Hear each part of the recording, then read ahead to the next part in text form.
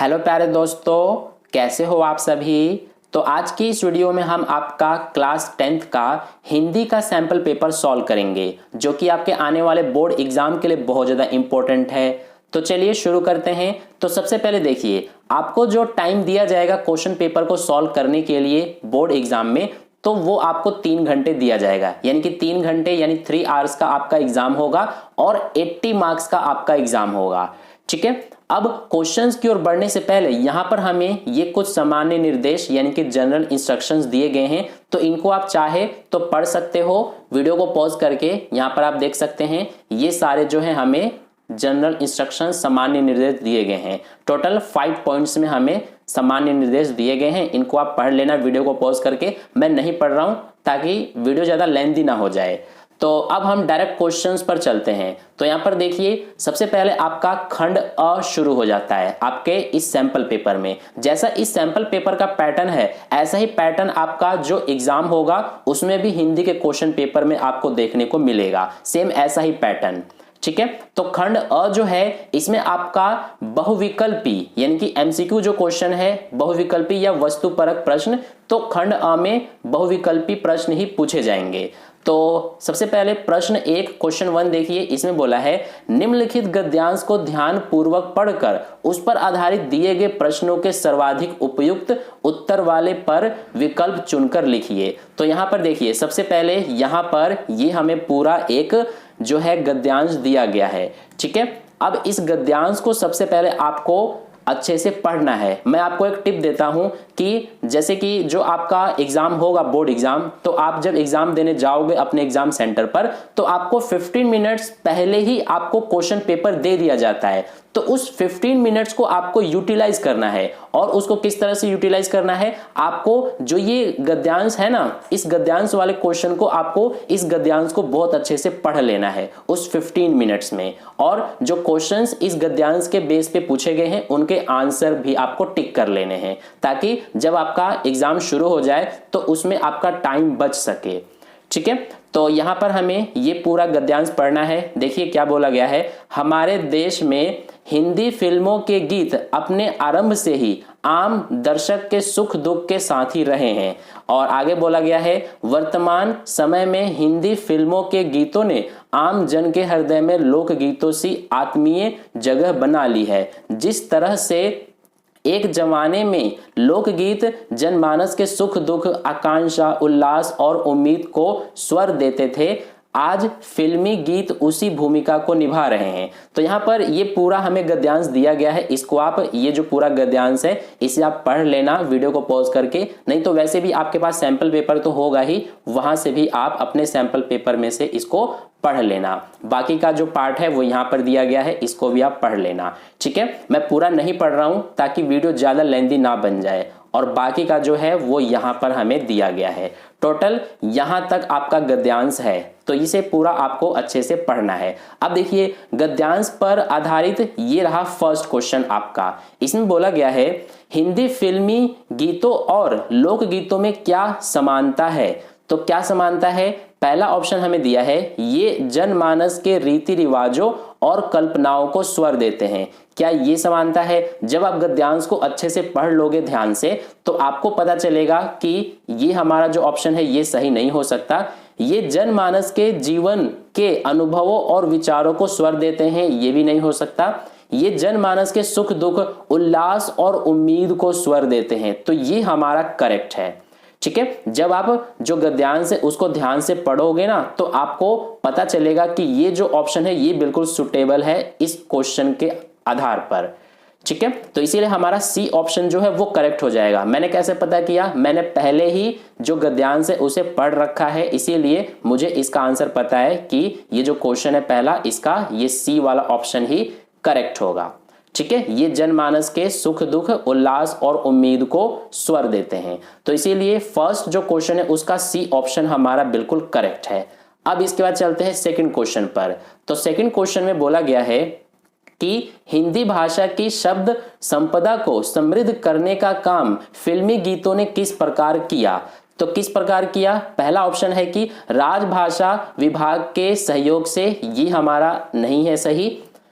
दूसरा है कि विविध क्षेत्रीय भाषाओं के मेल से, तो ये हमारा करेक्ट लग रहा है। तीसरा हम पढ़ लेते हैं, विविध भाषाओं की फिल्मों को प्रोत्साहित करके, ये हमारा गलत है। विविध भाषाओं की फिल्मों को हतोत्साहित करके, ये भी गलत है। यानी कि हमारा ये जो बी वाला ऑप्शन है ना, यही हमारा सही है सेकंड क्वेश्चन का। तो प्यारे दोस्तों, वीडियो में आगे बढ़ने से पहले मैं आपको ये एक बुक रिकमेंड करना चाहूँगा। तो अगर आपका सिलेबस ऑलमोस्ट कंप्लीट हो चुका है और अब आप प्रैक्टिस पर्पस के लिए किसी बुक को सर्च कर रहे हो, तो ये बुक आपके लिए बिल्कुल परफेक्ट रहने वाला है। और ये बुक ओसवाल पब्लिकेशन का है, तो इसका नाम है प्रैक्टिस पेपर्स। और इस बुक में आपको जो सीबीएसई ने सैंपल पेपर रिलीज किया था उसका भी सॉल्यूशन विद एक्सप्लेनेशन इस बुक में करा रखा है। इसके अलावा आपको ऑलमोस्ट 10 प्रैक्टिस पेपर्स इस बुक में दिए गए हैं, जिनमें से 6 से 7 प्रैक्टिस पेपर्स तो आपको विद सॉल्यूशन विद एक्सप्लेनेशन आपको इस बुक में करा रखा है। इसके अलावा 4 प्रैक्टिस पेपर्स जो हैं वो अनसॉल्व भी दिए हैं, ताकि आप उन्हें खुद से सॉल्व करो और आपको पता लगे कि आपकी कितनी प्रिपरेशन आपके बोर्ड एग्जाम के लिए हुई है। तो इसीलिए ये प्रैक्टिस पेपर की जो बुक है ये बिल्कुल बेस्ट है आपके लिए, जो कि मैथ्स स्टैंडर्ड का है। तो इस बुक को परचेज करने का लिंक मैं आपको इस वीडियो के डिस्क्रिप्शन बॉक्स में दे दूंगा। उस लिंक पर क्लिक करके आप इस बुक को परचेज कर लेना और आप अपने बोर्ड एग्जाम के लिए और अच्छे से और बेहतरीन प्रिपरेशन कर सकते हैं। अब इसके बाद थर्ड क्वेश्चन देखिए, ये हमारा कथन और कारण वाला क्वेश्चन है। हमें बोला गया है कथन ए और कारण आर को पढ़कर उपयुक्त विकल्प चुनिए। तो कथन ए हमें देखिए क्या दिया है, हिंदी फिल्मों के गाने जन जन के गीत बन गए हैं। तो ये जो कथन है ना, ये हमारा बिल्कुल करेक्ट है कि जो हिंदी फिल्मों के गाने हैं वो जन जन के गीत बन गए हैं। यानी कि हर एक आम आदमी भी या फिर कोई भी वो इस जो हिंदी फिल्मों के गीत हैं उनको गाते हैं। और कारण में क्या बोला है कि इन गीतों में राजनीति की अनुगंजों के साथ देहाती, कस्बाई और नए बने शहरों का जीवन दर्शन भी आत्मसात किया जाता रहा है। तो जो हमारा कथन है और जो कारण है ना, ये कारण भी हमारा बिल्कुल सही है। ठीक है, कथन भी सही है, यानी कि कथन जो ए है ये भी सही है और कारण आर भी सही है। तो हम इन चारों में से कौन से ऑप्शन को टिक करेंगे? तो देखिए, पहला हमें दिया है कि कथन एक गलत है, किंतु जो कारण आर है सही है, ये हमारा गलत हो जाएगा, क्योंकि कथन जो है वो भी हमारा सही है और कारण भी सही है। लेकिन इसमें बोल रहा है कथन एक गलत है, इसीलिए फर्स्ट ऑप्शन हमारा गलत है। सेकंड में कथन ए और कारण आर दोनों ही गलत है, ये भी हमारा गलत हो जाएगा। सी में देखिए, कथन ए सही है और कारण आर कथन ए की सही व्याख्या है। तो ये जो सी है ना, ये हमारा बिल्कुल करेक्ट ऑप्शन हो जाएगा कि जो कथन है वो भी हमारा सही है और कारण आर जो है ये भी सही है, और जो कारण है ये कारण आर, ये कथन ए का सही एक्सप्लेनेशन भी है, सही व्याख्या भी है। ठीक है, तो इसीलिए सी ऑप्शन हमारा करेक्ट हो जाएगा। तो जो थर्ड क्वेश्चन है इसका सी ऑप्शन हमारा बिल्कुल करेक्ट है। अब चलते हैं फोर्थ क्वेश्चन पर। तो फोर्थ क्वेश्चन में देखिए हमें क्या बोला गया है कि हिंदी फिल्मी गीतों के इस संसार में हिंदी उर्दू का झगड़ा भी कभी पनप नहीं सका, इस कथन के पक्ष में निम्नलिखित में से कौन सा या कौन से तर्क सही हैं? तो देखिए यहाँ पर हमें 3 यहाँ तर्क दिए गए हैं। पहला हमें दिया गया है कि यहाँ हिंदी कवियों और उर्दू शायरों को एक ही बिरादरी का माना जाता है। क्या ये हमारा सही है? ये सही है। ठीक है, दूसरा हमें दिया है कि ये गीतकार उर्दू, तत्सम प्रधान हिंदी और क्षेत्रीय भाषाओं में समान रूप से गीत लिखते हैं, ये सही नहीं है। और थर्ड हमें तर्क दिया है कि इन गीतकारों में प्रतिस्पर्धा का भाव नहीं है, ये भी हमारा गलत है। ठीक है, यानी कि देखिए सिर्फ जो पहला वाला है ये हमारा सही है, तो ऐसा हमें इन चारों में से इस ए वाले ऑप्शन में दिया है कि एक जो है ये सही है। ठीक है, तो इसीलिए हमारा इस क्वेश्चन का यानी कि जो ये घ वाला क्वेश्चन है यानी फोर्थ क्वेश्चन, इसका ए ऑप्शन करेक्ट है, क्योंकि ए ऑप्शन में हमें बोला है कि एक सही है, यानी कि जो ये पहला वाला तर्क है केवल यही हमारा सही है, इसीलिए इस क्वेश्चन का ए ऑप्शन हमारा बिल्कुल करेक्ट है।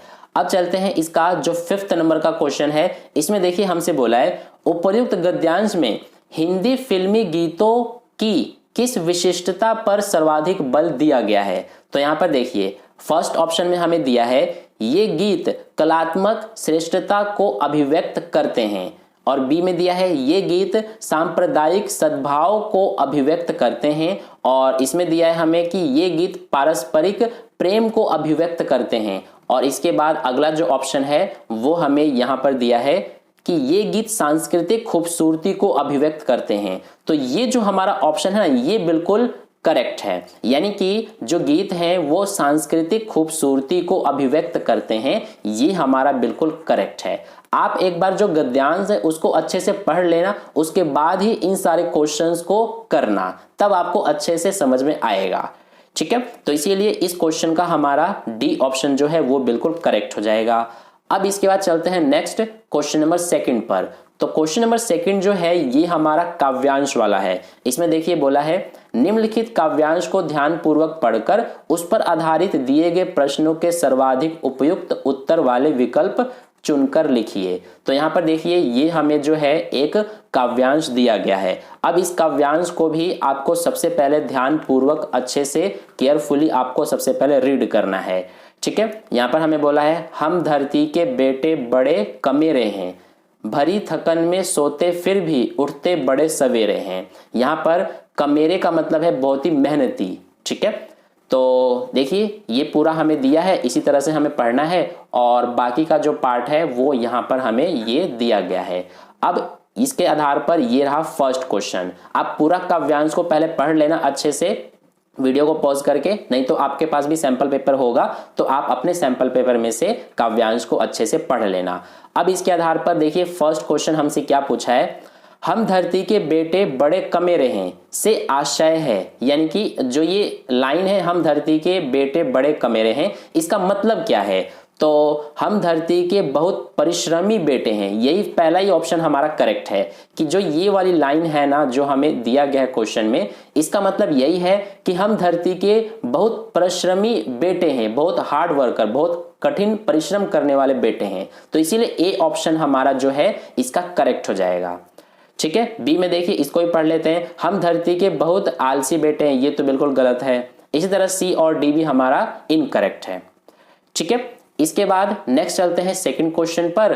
तो इसमें हमसे देखिए बोला गया है कवि ने किसानों को फसलों का रसिया क्यों कहा है।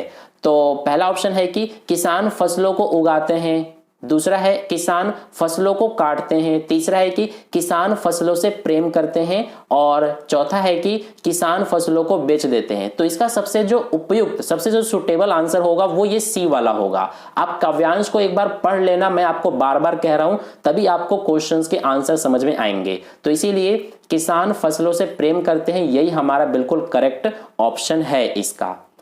ठीक है, इसके बाद चलते हैं नेक्स्ट क्वेश्चन नंबर जो थर्ड है इस पर। तो इसमें हमसे बोला गया है किसान धरती की सेवा डैश करते हैं। तो देखिए फर्स्ट ऑप्शन में हमें दिया है खेतों में फसल उगाकर, क्या ये हमारा करेक्ट है। तो अभी तक हमारा यही करेक्ट लग रहा है। बी वाला पढ़ लेते हैं सर्दी गर्मी बरसात सहकर, सी में दिया है बिना विश्राम परिश्रम कर, और डी में दिया है खेतों के पास घर बनाकर। तो इन चारों जो ऑप्शंस है ना, इसमें से सही यानी कि सबसे उपयुक्त जो ऑप्शन है वो हमारा ये ए वाला ही है। खेतों में फसल उगाकर धरती की सेवा करते हैं किसान। तो इसीलिए इस थर्ड नंबर का क्वेश्चन जो है इसका ए ऑप्शन जो है वो हमारा करेक्ट हो जाएगा। अब देखिए फोर्थ क्वेश्चन, इसमें भी हमारा कथन और कारण वाला क्वेश्चन है। कथन ए और कारण आर पर विचार करते हुए सही विकल्प चुनिए। तो हमें यहाँ पर देखिए जो ए है, ए का मतलब है कि कथन, यानी कथन ए। तो इसमें बोला है हमारे घर खेतों के पास स्थित होते हैं। तो क्या ये हमारा सही है? ये तो सही है, यानी कि जो किसानों के घर होते हैं वो खेतों के पास स्थित होते हैं, ये बिल्कुल करेक्ट है। और कारण में बोला है हमारे घर शहरों से दूर होते हैं, ये भी सही है कि जो किसानों के घर होते हैं वो शहरों से दूर होते हैं। ठीक है, तो कथन भी सही है और कारण भी सही है। तो इसीलिए इसमें कौन सा ऑप्शन होगा? पहला तो नहीं होगा, क्योंकि पहला में बोला है कि कथन सही है किंतु कारण गलत है, लेकिन कारण भी हमारा सही है और कथन भी सही है। इसके बाद दूसरा जो है ये भी हमारा गलत होगा, क्योंकि इसमें बोला है कि कथन गलत है, लेकिन कथन तो हमारा सही है, कारण भी सही है। अब इसके बाद जो सी वाला ऑप्शन है, इसमें बोला गया है कि कथन ए व आर यानी कारण आर सही है और कथन ए आर की सही व्याख्या है, ये हमारा गलत हो जाएगा। क्योंकि जो ये हमारा कथन और ये जो कारण है ना, तो इसमें ये कारण इस कथन की सही व्याख्या नहीं है। ठीक है, यानी कि जब आप दोनों को पढ़ोगे कथन और कारण को, तो आपको पता लगेगा कि जो हमें कारण में बोला गया है ये कारण तो सही है, लेकिन इस कथन के संदर्भ में यानी कि कथन की सही व्याख्या नहीं है। ठीक है, तो इसीलिए हम इस डी ऑप्शन को टिक करेंगे। इसमें बोला है कि कथन ए व आर सही है और कथन ए आर की सही व्याख्या नहीं है। ठीक है, तो इसीलिए हमारा इसमें जो ये डी ऑप्शन है ये बिल्कुल करेक्ट हो जाएगा कि जो हमारा कथन ए है वो कारण आर की सही व्याख्या नहीं है। तो फोर्थ का डी ऑप्शन हमारा करेक्ट हो गया। अब इसके बाद चलते हैं नेक्स्ट फिफ्थ क्वेश्चन पर। तो फिफ्थ क्वेश्चन में हमसे बोला है इसमें कि हम किसानों ने धरती को फसलों के आवरण से ढक दिया है, कविता की पंक्ति डैश का आशय है। तो कविता की इस जो पंक्ति है ये किसका, यानी कि इसका आशय क्या है? तो इसका जो है तूफानों के मुंह फेरे हैं, ये नहीं होगा। रखवाले अपने खेतों के, ये भी नहीं। धरती को साड़ी पहनाते, यानी कि ये वाला बिल्कुल करेक्ट है। ठीक है, जब आप काव्यांश को पढ़ लोगे अच्छे से तो आपको पता लगेगा कि हम किसानों ने धरती को फसलों के आवरण से ढक दिया है, इसका मतलब है कि धरती को साड़ी पहनाते, यानी कि धरती को एक तरह से साड़ी पहना दिया है, इसका मतलब ये है। ठीक है, तो इसीलिए इस क्वेश्चन का सी वाला जो ऑप्शन है वो हमारा बिल्कुल करेक्ट हो जाएगा। ठीक है, तो ये हो गया हमारा जो सेकंड क्वेश्चन है काव्यांश पर आधारित, उसका सॉल्यूशन भी हमने कर लिया। अब इसके बाद हमारा जो थर्ड क्वेश्चन है ये शुरू हो जाता है। तो थर्ड क्वेश्चन को पढ़िए। निर्देशानुसार रचना के आधार पर वाक्य भेद पर आधारित पांच बहुविकल्पीय प्रश्नों में से किन्हीं चार के उत्तर देने हैं। यानी कि इस क्वेश्चन नंबर 3 में हमसे टोटल 5 बहुविकल्पीय क्वेश्चन पूछे गए हैं, जिनमें से हमें किन्हीं 4 के आंसर करने हैं। किसी एक को आपको छोड़ना है, जो आपको लग रहा हो कि मुझे इसमें थोड़ा डाउट हो सकता है या फिर आपको नहीं आ रहा हो तो उसे आप छोड़ सकते हैं। अब देखिए इसका फर्स्ट क्वेश्चन हमसे क्या पूछा है कि जो क्वेश्चन इसमें हमने पूछे हैं ना, जितने भी क्वेश्चन हमसे पूछे हैं 5, ये सारे जो है वो वाक्य भेद पर आधारित हैं। तो आपको पता होगा कि वाक्य भेद यानी कि कितने होते हैं वाक्य भेद? एक सरल वाक्य होता है, एक संयुक्त वाक्य होता है और एक मिश्र वाक्य होता है, यानी कि 3 होते हैं। तो यहाँ पर फर्स्ट क्वेश्चन है कि रसूलन और बतूलन जब गाती हैं तब अमीरुद्दीन को खुशी मिलती है, इस वाक्य का सरल वाक्य होगा। तो इसका हमसे सरल वाक्य पूछा गया है। देखिए पहला ऑप्शन दिया है रसूलन और बतूलन के गायन से अमीरुद्दीन को खुशी मिलती है। क्या ये सही है? ये तो हमारा सही लग रहा है, यानी कि हमें ये जो हमें दिया गया है लाइन, ये जो वाक्य दिया है इसका सरल वाक्य हमें बताना है। तो ये जो ए ऑप्शन में दिया है ना, ये हमारा सरल वाक्य है। अब एक बार दूसरा भी पढ़ लेते हैं। रसूलन और बतूलन जैसे ही गाती हैं अमीरुद्दीन को खुशी मिलती है। अब यहाँ पर देखिए जैसे ही गाती है अमीरुद्दीन को खुशी मिलती है, ये हमें बोला गया है। तो ये कैसा वाक्य है? ये हमारा एक मिश्र वाक्य है, तो इसीलिए बी ऑप्शन तो नहीं होगा। सी में देखिए रसूलन और बतूलन गाती है और अमीरुद्दीन को खुशी मिलती है। तो ये जो है यहां पर देखिए और आ गया, तो और आता है तो हम क्या पहचानते हैं कि वो हमारा संयुक्त वाक्य होता है। तो ये संयुक्त वाक्य है, तो ये भी हमारा नहीं होगा। डी में रसूलन और बतूलन के गीतों से अमीरुद्दीन को खुशी मिलती है। देखिए ये भी हमारा जो है ये जो है सरल वाक्य ही है। रसूलन और बतूलन के गीतों से अमीरुद्दीन को खुशी मिलती है। अब ए वाला भी हमारा सरल वाक्य है और डी वाला भी सरल वाक्य है, लेकिन इन दोनों में से कोई एक ऑप्शन ही हमारा राइट होगा। तो अब कौन सा होगा वो? देखिए इस जो हमें लाइन दिया गया है, जो वाक्य दिया है, इसको ध्यान से पढ़ना कि रसूलन और बतूलन जब गाती है तब अमीरुद्दीन को खुशी मिलती है। यानी कि जब गाती है ना रसूलन और बतूलन तभी अमीरुद्दीन को खुशी मिलती है। तो यहाँ पर रसूलन और बतूलन के गायन से, यानी कि ये हमारा गायन से अमीरुद्दीन को खुशी मिलती है, ये वाला जो ए ऑप्शन है यही करेक्ट हो जाएगा। यहाँ पर देखिए इसमें बस ये अलग है कि यहाँ पर गीतों से लिखा है। तो गीतों से का क्या मतलब है कि गीत जो है वो पेपर पे भी लिखे हो सकते हैं, लेकिन गायन का मतलब है कि वो अपने मुंह से गाती हैं, तभी अमीरुद्दीन को खुशी मिलती है। यहाँ पर हमें बोला गया है कि जब गाती हैं, तो इसीलिए गाने का मतलब है कि वो अपने मुंह से गाती हैं, तभी अमीरुद्दीन को खुशी मिलती है। तो इसीलिए इसमें हमारा जो ए ऑप्शन है वही बिल्कुल करेक्ट है। ठीक है, तो आई होप आपको समझ में आ गया। इसके बाद चलते हैं नेक्स्ट सेकंड क्वेश्चन पर। तो इसमें हमसे बोला है सेकंड क्वेश्चन में कि दूसरी बार जब हालदार साहब उधर से गुजरे तो उन्हें मूर्ति में कुछ अंतर दिखाई दिया। इस मिश्रित वाक्य का संयुक्त वाक्य होगा। तो इसका हमसे संयुक्त वाक्य पूछा गया है। पहला ऑप्शन देखिए, जैसे ही दूसरी बार हालदार साहब उधर से गुजरे उन्हें मूर्ति में कुछ अंतर दिखाई दिया। अब यहां पर जैसे ही बोला गया है तो इसीलिए ये जो है ये हमारा कैसा वाक्य है, ये है मिश्र वाक्य। मिश्र वाक्य कौन से होते हैं? मिश्र वाक्य में दो वाक्य जो होते हैं तो दोनों एक दूसरे के ऊपर डिपेंडेंट होते हैं, एक दूसरे पर क्या होते हैं कि डिपेंड होते हैं, ठीक है, यानी कि एक के बिना दूसरा जो है वो अधूरा लगता है। तो इसीलिए यहां पर देखिए ऐसा ही हमें सिचुएशन दिखने को मिल रहा है इस ए वाले ऑप्शन में। तो ये जो है ये हमारा मिश्र वाक्य है, लेकिन हमसे संयुक्त वाक्य पूछा गया है। तो संयुक्त वाक्य कौन से होते हैं? जिसमें जो दोनों वाक्य होते हो ना वो अगर एक दूसरे पर डिपेंडेंट ना हो यानी कि स्वतंत्र हो, वो हमारे होते हैं संयुक्त वाक्य। और मिश्रित वाक्य में एक दूसरे पर डिपेंडेंट होते हैं, ठीक है। तो ये हमारा जो ए ऑप्शन है ये हमारा मिश्र वाक्य है। अब बी वाला देखिए, बी वाले में बोला है दूसरी बार उधर से गुजरते समय हालदार साहब को मूर्ति में कुछ अंतर दिखाई दिया। तो ये तो हमारा क्या है, ये सरल वाक्य है, लेकिन हमें क्या बताना है, संयुक्त वाक्य। सी में देखिए, दूसरी बार हालदार साहब उधर से गुजरे और उनको मूर्ति में कुछ अंतर दिखाई दिया, ये हमारा करेक्ट है, ये हमारा है संयुक्त वाक्य। क्योंकि यहां पर देखिए ये और आ गया, तो इसी से आपको पता लग जाना चाहिए कि ये हमारा जो है ये संयुक्त वाक्य ही है, ठीक है। और इसको आप जब पढ़ोगे तो बोला गया है कि दूसरी बार हालदार साहब उधर से गुजरे, यहां तक एक वाक्य हो गया।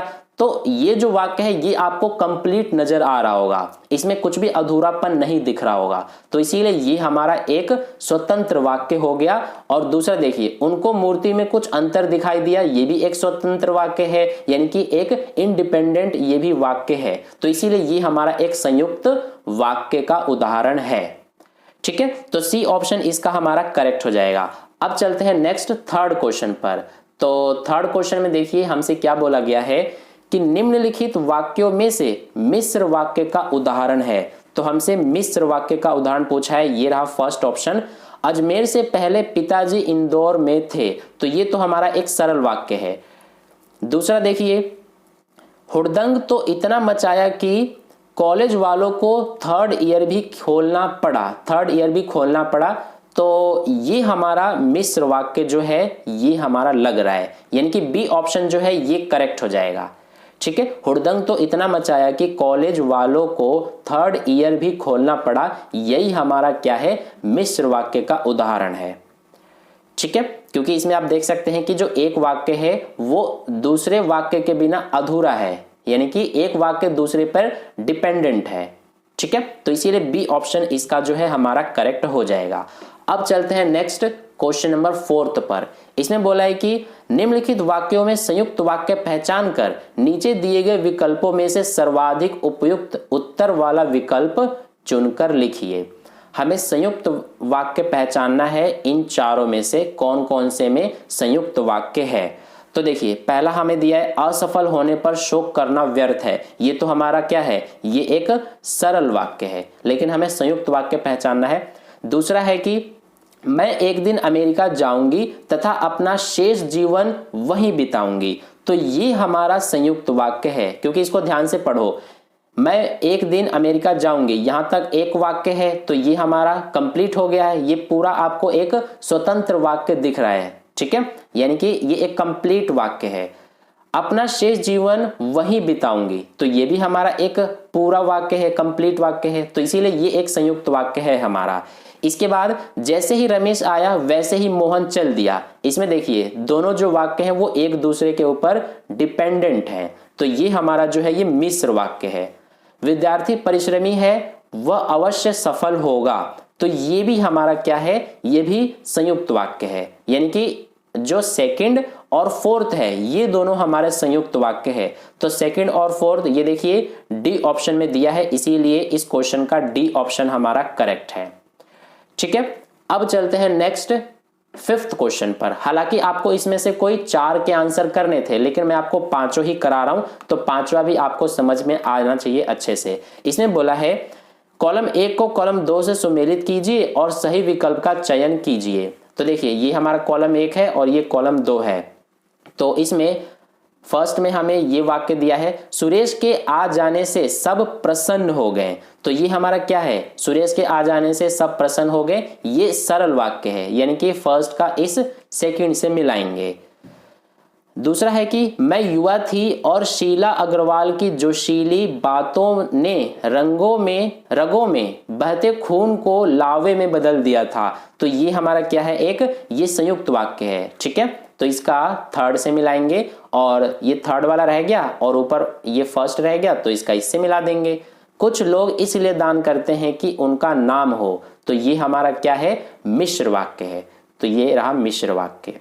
तो हमने फर्स्ट का सेकंड से, सेकंड का थर्ड से और थर्ड का फर्स्ट से मिलाया है।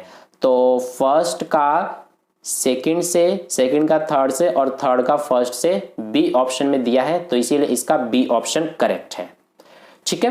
तो ये हमने कर लिया वाक्य पर आधारित प्रश्नों को। अब इसके बाद हमारा प्रश्न नंबर 4 शुरू हो जाता है और प्रश्न नंबर 4 जो है इसमें बोला है, निर्देशानुसार वाच्य पर आधारित 5 बहुविकल्पीय प्रश्नों में से किन्हीं 4 के उत्तर देने के लिए। तो इसमें भी आपको 5 प्रश्न दिए गए हैं, जिनमें से किन्हीं 4 के आंसर ही आपको करना है। तो देखिए फर्स्ट क्वेश्चन करते हैं अब हम। इसमें बोला है कि बाल गोविंद भगत कबीर को साहब मानते थे, कर्म वाच्य में बदलने के लिए हमसे बोला है। तो देखिए हमें क्या बदलने को बोला है, कर्म वाच्य में बदलने के लिए बोला है। तो यहां पर क्या होगा हमारा कि बाल गोविंद भगत कबीर को साहब मानते थे। तो इसमें क्या है ना हमारा कि जो ये वाक्य है बाल गोविंद भगत कबीर को साहब मानते थे, इसमें जो कर्ता है वो क्रिया पर डिपेंड है, ठीक है। तो हमें कर्म वाच्य में बदलना है। तो कर्म वाच्य में बदलने के लिए आपको पता होना चाहिए कि कर्म वाच्य में हमारा से या फिर इसके अलावा द्वारा, ये जो वर्ड आते हैं ये कर्म वाच्य में बदलने पर आते हैं। तो देखिए ए ऑप्शन में बाल गोविंद भगत द्वारा कबीर को साहब माना जाता था, तो यहां पर देखिए द्वारा आ गया। लेकिन बी वाले ऑप्शन में देखिए बाल गोविंद भगत द्वारा कबीर को साहब माना जाता है, यहां पर भी द्वारा आया है, लेकिन अंतर क्या है, इसमें माना जाता था और इसमें माना जाता है। तो यहां पर क्वेश्चन में भी हमारा क्या है, माना साहब मानते थे आ रहा है। तो इसीलिए ये जो ए ऑप्शन है ना यही हमारा करेक्ट हो जाएगा, ठीक है। तो फर्स्ट क्वेश्चन का ए ऑप्शन हमारा बिल्कुल करेक्ट है। इसके बाद नेक्स्ट चलते हैं हम सेकंड क्वेश्चन पर। तो सेकंड क्वेश्चन में देखिए क्या बोला है, भोर में लोगों से बाल गोविंद भगत का गीत नहीं सुना गया, वाक्य में वाच्य हमसे पूछा गया है।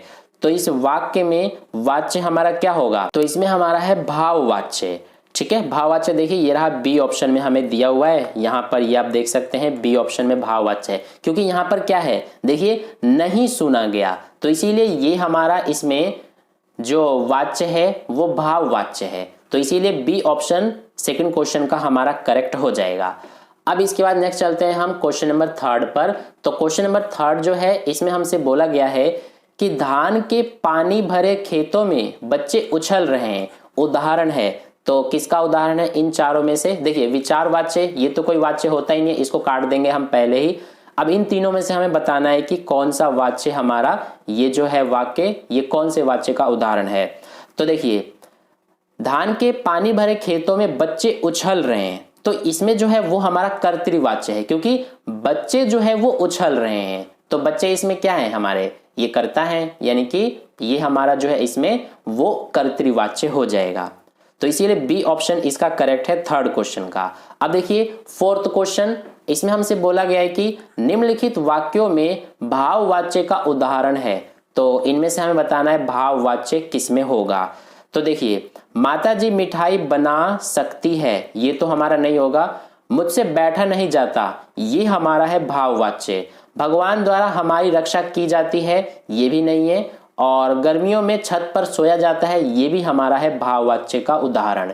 तो दूसरा और चौथा ये दोनों भाववाच्य के उदाहरण है, जो कि हमें ये दे रखा है डी ऑप्शन में, दूसरा और चौथा सही है। तो इसीलिए फोर्थ का हमारा डी ऑप्शन करेक्ट है। अब इसके बाद इसमें भी देखिए हमें जो फिफ्थ क्वेश्चन है इसमें हमें मैचिंग वाला दिया है। कॉलम 1 को कॉलम 2 से सुमेलित कीजिए और सही विकल्प का चयन कीजिए। ये रहा कॉलम 1 और ये रहा कॉलम 2। गर्मियों में लोग खूब नहाते हैं, तो ये हमारा क्या है, ये कर्तृवाच्य है, तो इसका हम सेकंड से मिला देंगे। गोपाल से पत्र लिखा जाता है, ये हमारा क्या है, कर्मवाच्य है, तो इसका थर्ड से मिला देंगे, और थर्ड बच गया तो इसका फर्स्ट से मिला देंगे। धूप में चला नहीं जाता, तो ये भाववाच्य है, तो फर्स्ट का सेकंड, सेकंड का थर्ड और थर्ड का फर्स्ट। ये देखिए, फर्स्ट का सेकंड, सेकंड का थर्ड और थर्ड का फर्स्ट, यानी कि बी ऑप्शन हमारा करेक्ट है फिफ्थ क्वेश्चन का। ठीक है, इसके बाद अब चलते हैं हम नेक्स्ट क्वेश्चन पर। तो नेक्स्ट क्वेश्चन हमारा क्वेश्चन नंबर 5 है। इसमें बोला है निर्देशानुसार पद परिचय पर आधारित 5 बहुविकल्पीय प्रश्नों में से किन्हीं 4 के उत्तर दीजिए। तो इसमें हमें पद परिचय पर आधारित प्रश्न पूछे गए हैं और उनके आंसर हमें करने हैं। इसमें भी 5 क्वेश्चंस पूछे गए हैं, जिनमें से हमें किन्हीं 4 के आंसर करने हैं। ठीक है, तो पहला क्वेश्चन देखिए, इसमें हमसे बोला है हम देहरादून घूमने गए, रेखांकित पद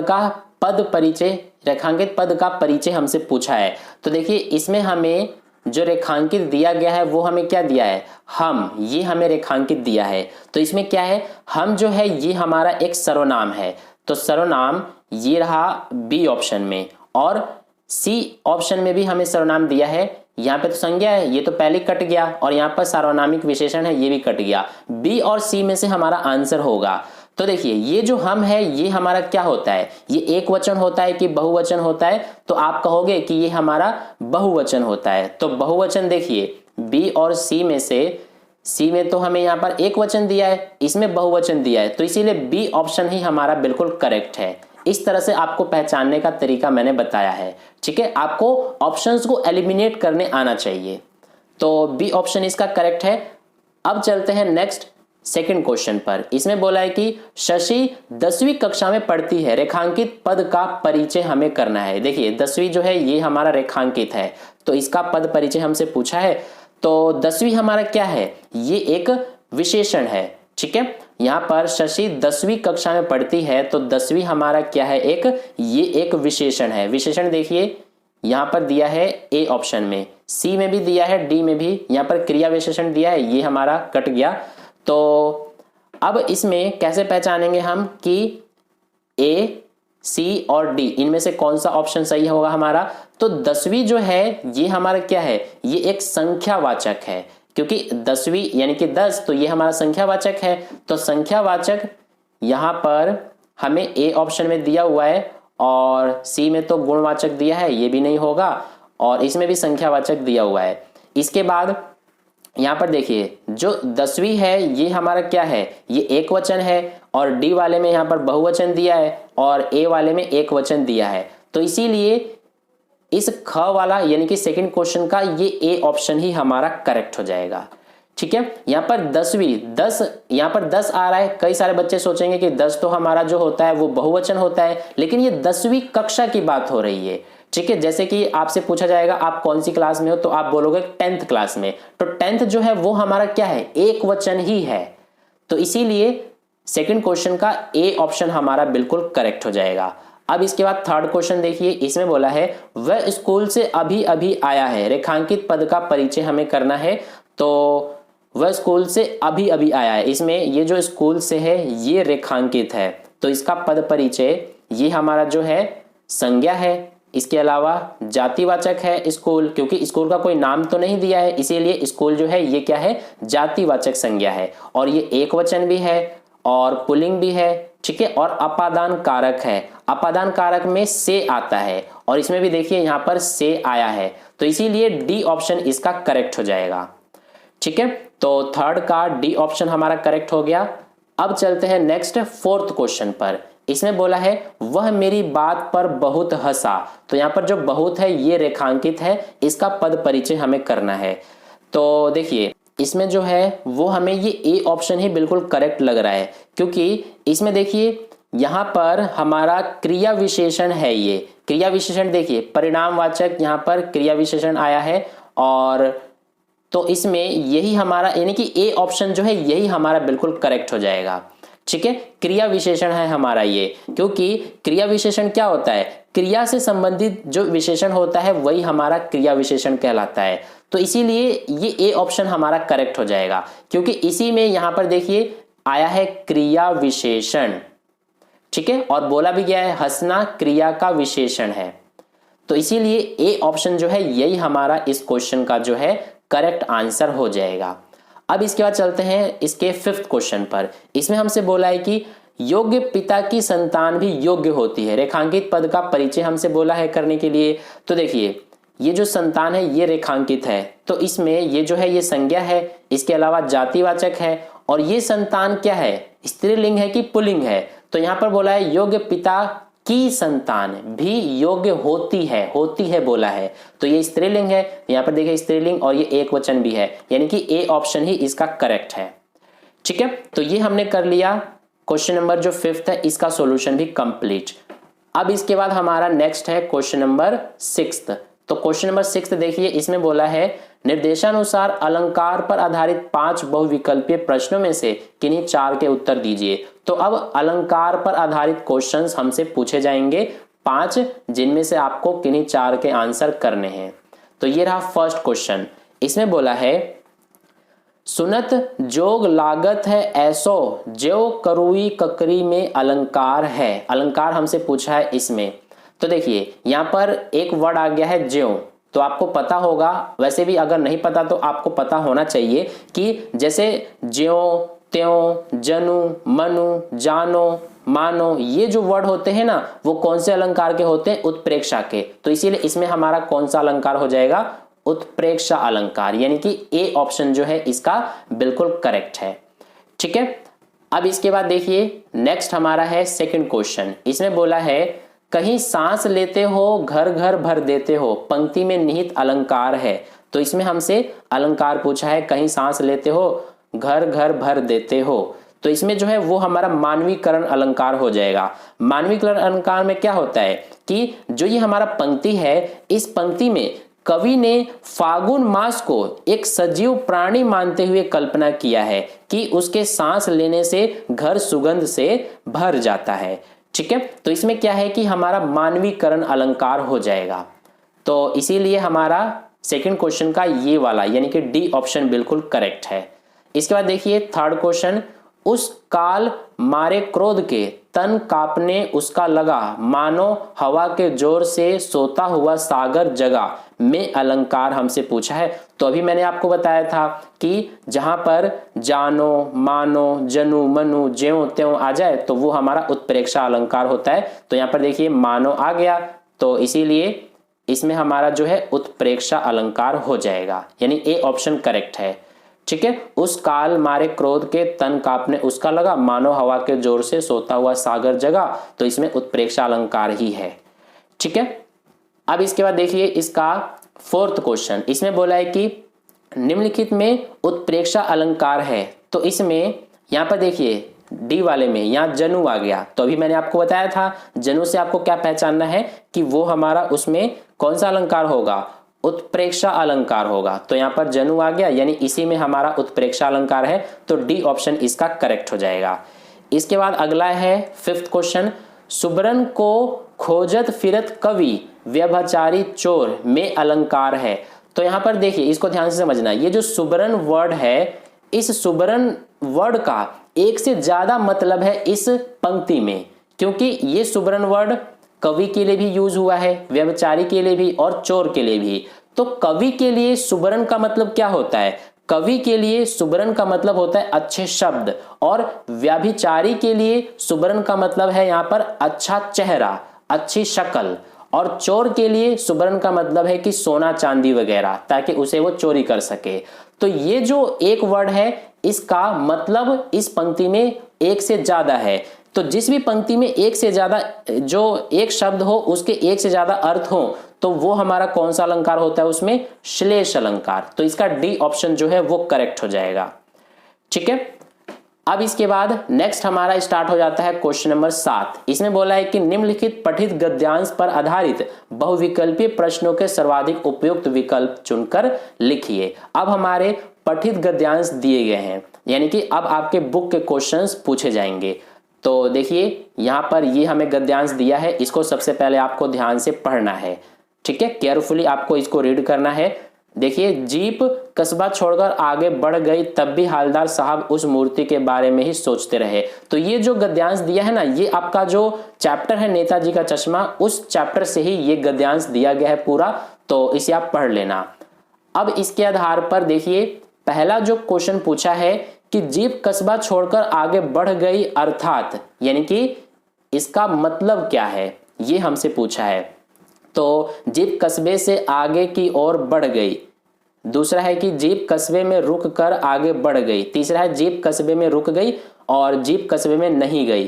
तो ये तीनों गलत हैं, ये हमारा सही है, जीप कस्बे से आगे की ओर बढ़ गई, ठीक है। जब आप गद्यांश को पढ़ लोगे अच्छे से तो आपको पता चलेगा कि जो ये लाइन है इसका मतलब यही है, तो इसीलिए ए ऑप्शन इसका करेक्ट हो जाएगा।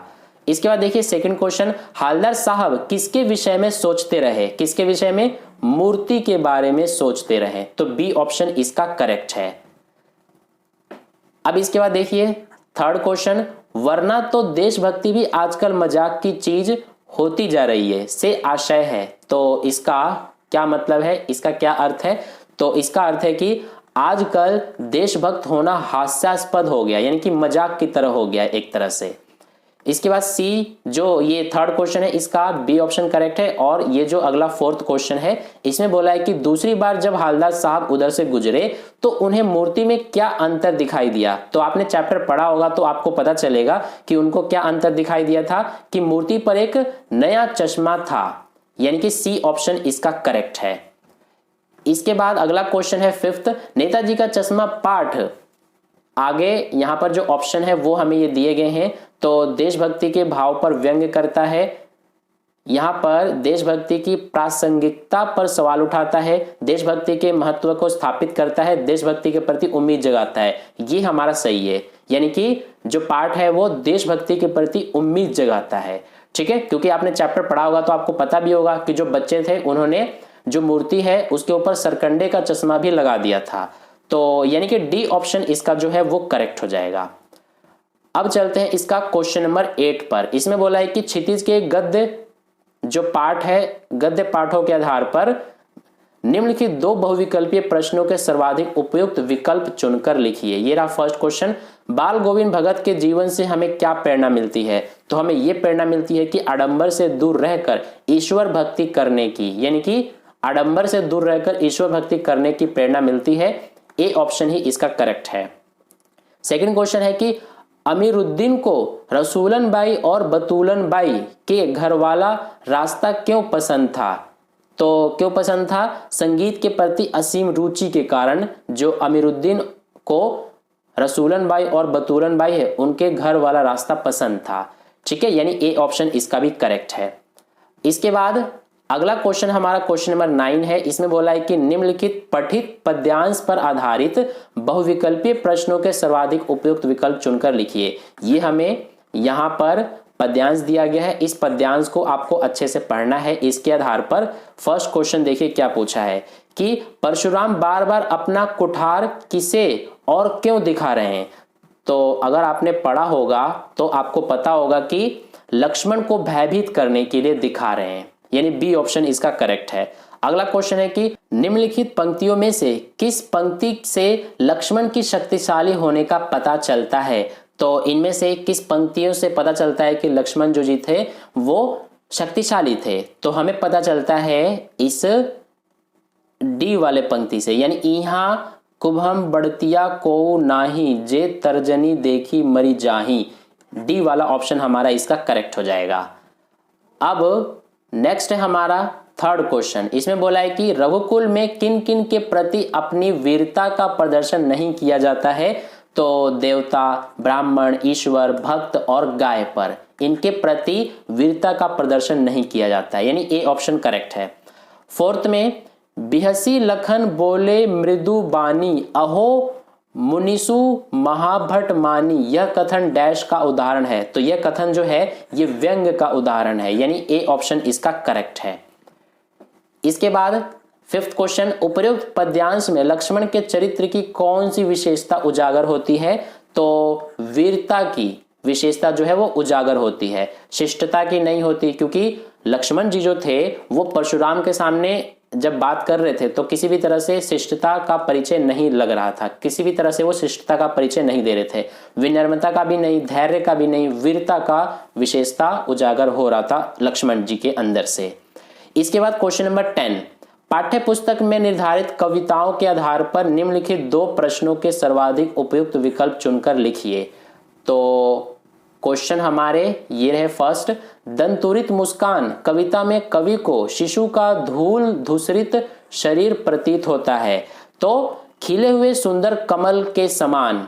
ठीक है, तो यानी कि ये सी वाला ऑप्शन इसका करेक्ट है। और अगला क्वेश्चन है, संगतकार पाठ के अनुसार संगतकार की मुख्य विशेषता क्या होती है? तो क्या होती है? उसकी मानवीयता उसकी मुख्य विशेषता होती है संगतकार पाठ के अनुसार।